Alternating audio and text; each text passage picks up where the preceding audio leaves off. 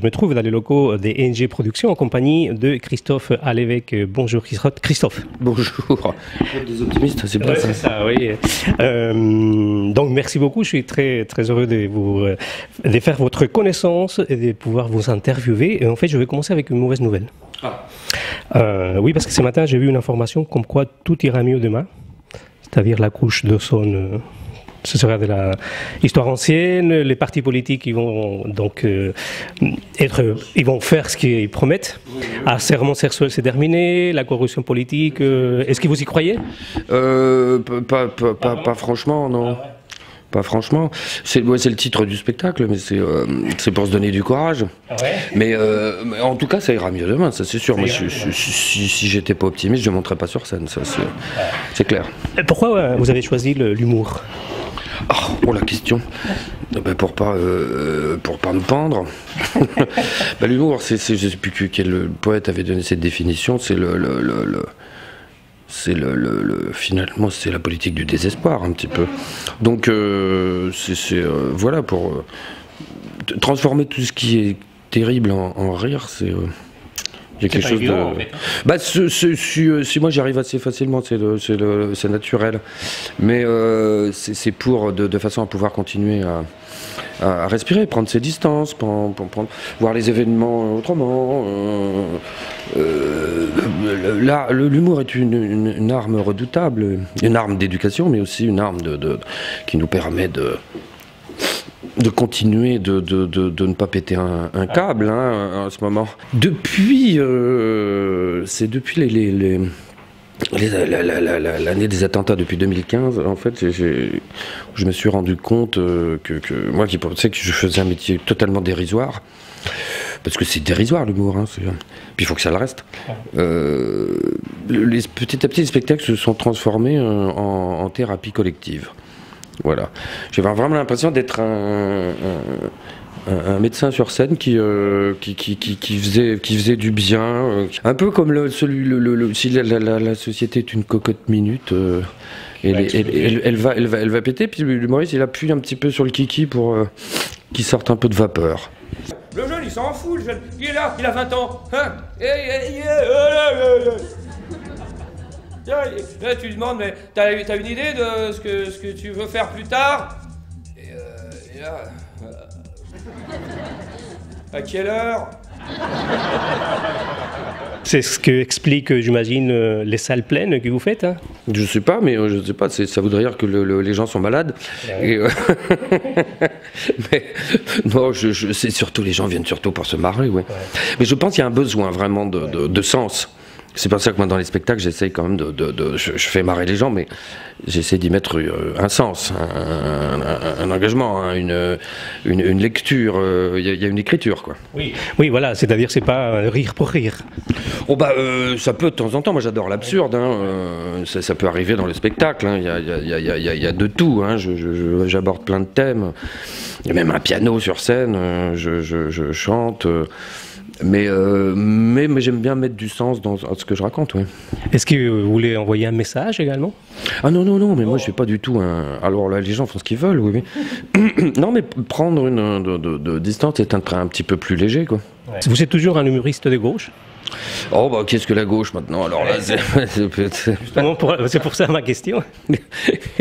Non, mais moi, oui, j'ai un certain engagement, mais j'ai jamais été encarté nulle part. Moi, je suis pas. Et puis la gauche, enfin une gauche, a été au pouvoir pendant 5 ans, m'a pas empêché de taper dessus. Voilà, moi, ce qui m'intéresse, c'est d'éreinter les pouvoirs, qu'ils soient à droite ou à gauche, qu'ils soient culturels, économiques, politiques, sociaux. Voilà, c'est s'attaquer au pouvoir qui est intéressant. Le dernier truc que t'as lu, c'est quoi? Ma feuille d'impôt. D'accord, et t'as voté socialiste. Ouais. Et là, t'as compris, là. T'es passé du statut d'électeur à celui de sponsor. Alors, dans votre spectacle, vous êtes habillé en sorte de Don Quichotte. Donc, tiré, j'imagine, du livre de Miguel de Cervantes. Ah oui, moi je suis un fan absolu, un admirateur de Don Quichotte que j'ai lu plusieurs fois, que je conseille à tout le monde de lire parce que c'est plus qu'un roman, c'est une sorte, C'est de la philosophie, il a tout inventé, Cervantes. Hein. Ouais. C'est le roman moderne, la façon de raconter, le personnage de Don Quichotte, Sancho. Enfin, et puis c'est un personnage qui refuse la réalité du monde. Donc moi, ça me va bien. Ouais. Voilà, il s'invente une autre réalité dans laquelle il trouve son bonheur. Et comme cette époque manque de rêve, d'utopie, l'avenir est devenu un concept, donc je me sers de ce personnage pour parler de l'époque. Ouais. Alors vous allez être le 17 novembre au Grand Cursal à Besançon. Besançon, c'est une ville que vous connaissez, hein? Oui, j'ai déjà joué quelques fois ici, oui. Bah oui, parce que je ne démarre pas dans ce métier. Hein, c'est depuis 1988, hein, c'est ça? 1980, tout seul, 1980, oui déjà. Ouais, 1991, je crois, j'avais démarré à Lyon. Ouais. Et voilà, bah ça nous rajeunit pour tout ça. Hein, mais sur scène, moi j'ai toujours la même pêche, donc voilà. Et puis je pense que ça conserve le spectacle. Il y a quelque chose là-dedans. Et donc dans chaque spectacle, on trouve cette fameuse revue de presse qui vous permet, j'imagine, d'actualiser chaque numéro et chaque présentation. Oui, je finis toujours par une revue de presse. Je tourne même avec un spectacle avec une revue de presse. Ouais. Parce qu'il y a de la matière, voilà, j'adore ça, moi. C'est rebondir sur l'actualité tout le temps, lire entre les lignes, aller voir, chercher des infos, voilà, et puis trouver un sens, surtout là-dedans. Ouais. Parce que c'est ça que les gens sont complètement paumés, moi le premier d'ailleurs. Hein. Donc, et puis l'actualité, c'est un flot, c'est un tsunami, on prend ça dans la tête. Il y en a beaucoup. Il y en a beaucoup et tout est traité, on a l'impression de la même façon, quoi, qu'il y a un panda qui naisse, un acte terroriste, la météo et puis et la loi travail, voilà, on prend tout ça de la même façon. Ouais. Et donc ce qui est intéressant, c'est de hiérarchiser puis de rendre ridicule, de rendre absurde ce qu'il est déjà. Est-ce que ce n'est pas un peu de la manipulation de nous envoyer, de nous balancer les informations comme ça, comme un attentat et puis le Branda par exemple, le titre? Moi je ne crois pas du tout au complot, aux manipulations, un truc comme ça. Non, c'est des stratégies. Mais, par contre, il y en a, oui. Et donc à moi de remettre tout ça dans l'ordre et puis d'aller trouver l'actualité, c'est une mine d'or. Là on marche sur la tête. Dans le monde actuel, on investit, suivez bien, 5 fois plus en médicaments pour la virilité masculine et en silicone pour les femmes que pour la guérison d'Alzheimer. Bon. Donc, quel monde allons-nous vivre dans quelques années?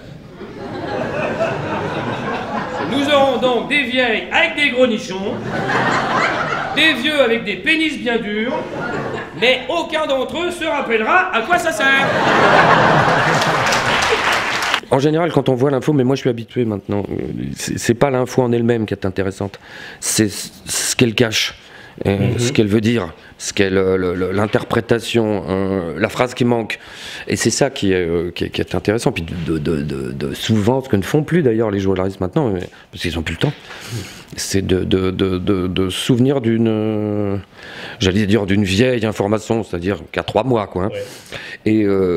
Et puis d'un moment donné, de dire, tiens, où en est-nous de ça, qu'est-ce qui se passe là? Et tout d'un coup, je vois les gens dans la salle qui font, ah mais oui, c'est vrai, le truc dont on avait parlé pendant 3 jours, mais tout sans arrêt, quoi. 24 heures sur 24. Moi, il y a un truc qui m'avait marqué, mais ça arrive tous les jours, hein, dans l'actualité. Mais ça, c'est vraiment... avant les attentats de Charlie, il y avait un virus, mais ça les gens ne s'en souviennent pas. Et il y avait un virus, je ne sais plus lequel c'était, H1N1 Oui, enfin bref, à chaque fois un nouveau virus, parce qu'il faut nous en coller un de temps en temps. Et on ne parlait que de ça. Mais vraiment, c'était que de ça. C'était une pandémie, il y avait 5 pages dans les journaux. Arrivent les attentats de Charlie, ce virus a disparu. Mais totalement. C'est-à-dire qu'on n'en a plus jamais entendu parler. Alors, donc, est-ce qu'il faut du terrorisme pour éradiquer les virus? Qu'est devenu ce virus? Pourquoi on en a parlé autant? Voilà, moi c'est tout ça qui entre autres, m'intéresse dans l'actualité. Et quelle est la journée type de Christophe à l'évêque? Oh moi je suis comme tout le monde, hein, voilà, sauf que je me bouffe des journaux. Moi je suis encore très papier, moi. Ah oui, Ouais. à l'ancienne. Oui, oui, oui. Non pas que je me méfie d'Internet, quoique. Voilà, c'est trop. J'ai besoin d'avoir quelque chose dans les mains. J'ai besoin de prendre des notes. Et vous écrivez à quel moment? Je prends des notes, beaucoup de notes, ouais. Et puis après, je me laisse aller sur scène. La revue de presse, c'est improvisé à la moitié, ou voire aux 2/3. Hein. Je sais où je vais, je sais ce que je vais dire, mais je ne sais pas où je vais arriver. Hein. Et en fait, c'est laisser son esprit vaquer comme ça en toute liberté, qui fait que certaines fois, c'est à ce moment-là que je trouve le truc, parce que j'ai pas il n'y a pas de limite d'ailleurs, il n'y a pas de sujet tabou, il n'y a pas de. Ouais. Et puis, et c'est là qu'en général, on voit où est le loup. Christophe, cinéma, théâtre, télé, il y a encore des projets? Moi, je suis en train d'écrire un roman. Voilà, donc ça, j'avais pas. Ouais. Vous n'avez jamais fait dans ce domaine-là? Non, j'ai écrit déjà 20, 25, 30 bouquins, mais c'était des essais, des fausses bios, des dictionnaires, voilà, mais là, c'est un roman, c'est un vrai roman. Là, j'en suis à la moitié. Je suis. Et c'est passionnant. Et Christophe Allévêque, il aime toujours les défis. C'est pour cela que vous commencez à écrire, ou c'est un besoin? Non, c'est parce que c'est une envie, vraiment. J'avais envie de ça, j'avais un peu peur, parce qu'un roman, c'est quand même c'est un gros morceau. Et puis je me suis lancé, voilà, l'histoire a plu à un éditeur, et hop, c'est parti. D'accord. Très bien, merci beaucoup Christophe, merci pour cette interview, et puis on vous attend le 17 novembre en terre comtoise. Tout à fait. Voilà, venez vous faire du bien. Pume. Il n'y aura pas de harcèlement sexuel. Hein, j'espère. Je suis trop loin. Sur scène, on ne peut pas mettre des doigts, c'est pas possible, hein, parce que les gens sont trop loin. Merci Christophe.